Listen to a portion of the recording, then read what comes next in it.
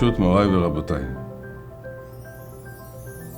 As we started the program of how to enhance harmony in the family, we are talking about husband and wife, family relationship. And when the Torah talks about it, we talk about the first dispute between a man and a woman, it mentioned the concept of the snake. When the snake comes to the woman and tells her, why wouldn't you eat from the tree, the forbidden tree? And the snake is using the tactic of a false imaginary explanation why the woman should violate the Torah, why the woman should not listen to God and to eat from the tree.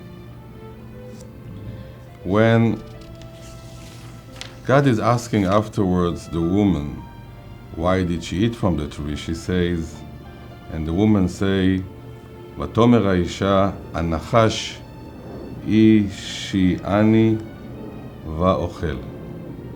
The word Ishiani is a very unique expression that comes over here in the book. Most of the commentary on the Torah say that, and the snake deceived me, he lied to me. But the word deceive and lie in Hebrew is shikir, rima. Ishiani, one of the sages explains, he gave me a marriage proposal. He told me, with me, you will have much better life than with your man.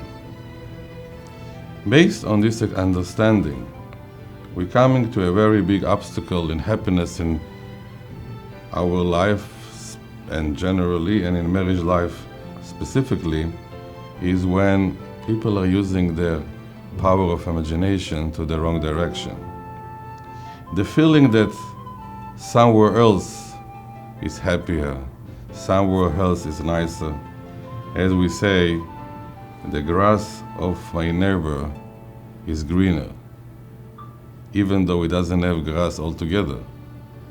But these imaginary thoughts that somewhere else is better makes people to feel very miserable and start to think about breaking, God forbid, the family and the house, the home that they built. Using the power of imagination, it happens a lot. I sit with couples and I see that because of the power of imagination, they don't understand who is the real aggressor and who is the victim. Because people have a tendency to create a vision or image of a victim when it's a real aggressor. And I start with a very sad story that somebody comes to me and he told me that he is a very good husband and he has a very good family, but his wife is not honest to him. And his wife has friends and she's in touch with them.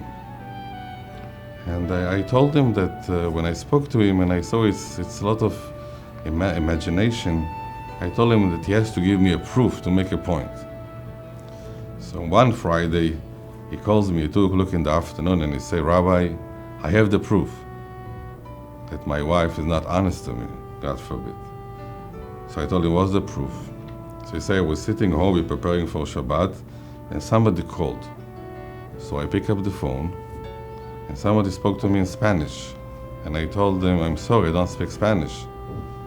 So he called me, you see, Rabbi, this is the proof. I say, proof of what? Somebody called you and spoke to you in Spanish. No, it was her boyfriend that is calling me. But because he heard my voice, he changed his tune from English to Spanish. I told him that he has a problem, and he's not over here the victim, he is the aggressor. And after a few years, unfortunately, when he separated from his wife and he married to another woman, and he had the same problem, then he came and told me, Rabbi, I think you were right. The power of imagination, which is the main power of the evil inclination, This is the one of the sources of all the problems in marriage life.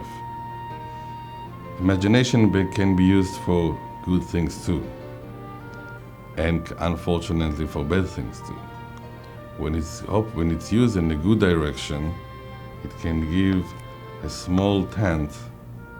When husband and wife live in harmony, give them the feeling of living in a palace. And on the opposite side, it can make people who live in a palace, but there is no harmony and love, that's like in a prison, in a place that they don't want to be.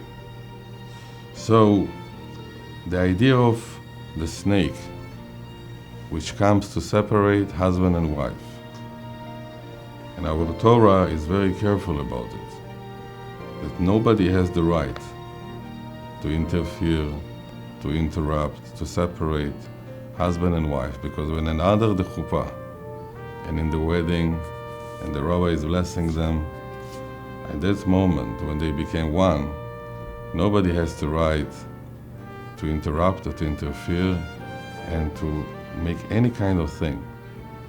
As the Torah says, Gadol HaShalom. It's a beautiful example that we have, and we're going to finish with this, is when at the age of 90, Sarah, the wife of Abraham, she got a message that she's going to have a baby next year. And she's telling to herself that, why? We are so old, me and my man. And when God is asking Abraham, why did Sarah smile or laugh? He said, but she spoke about herself, how she became old. And God never mentioned to Abraham that he spoke about both of them as elderly people.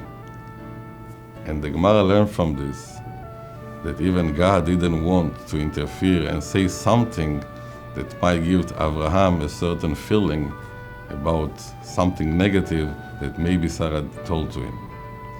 So if the Almighty is careful not to hurt any kind of relationship, any kind of level between husband and wife, of course it's our responsibility. I would like to wish all of us to make our houses as a place where God is going to dwell His Shekhinah, His blessing among us, and each husband and wife, father and mother, man and a woman who lives together will live with love and harmony, respect each other, and use all the imagination and the good power to the right direction and to become better people. Thank you.